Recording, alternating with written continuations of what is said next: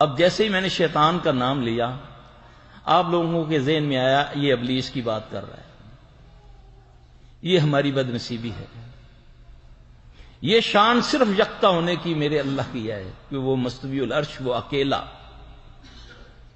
عرش پر ہے، ساری کائنات اس کے سامنے موجود ہے، وہ نہیں حاضر، ہم حاضر ہیں اس کے سامنے. کیا ابلیس ملعون کے پاس بھی یہ قوت ہے کہ وہ اکیلا سمندر پر تختہ لگائے بیٹھ کے وہاں سے ساری دنیا کو ڈسٹرب کر رہا ہے؟ کیا اس کے پاس بھی یہ قوت ہے؟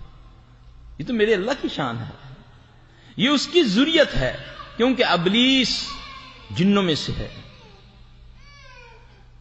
اور اس کے جو اولاد ہے، جو اس کے چیلے ہیں، جن یا انسان، وہ یہ سارے کام سر انجام دیتے ہیں.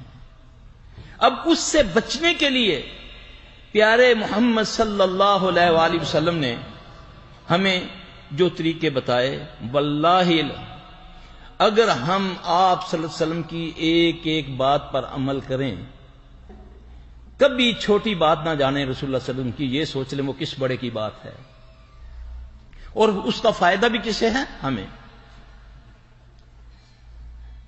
شیطان اس وقت بھی تھا، حملے کرتا تھا خود اللہ کے نبی صلی اللہ علیہ وسلم پر، یعنی کہ معراج پر جب آپ گئے تو اس نے حملہ کیا. یہ جو دعا ہے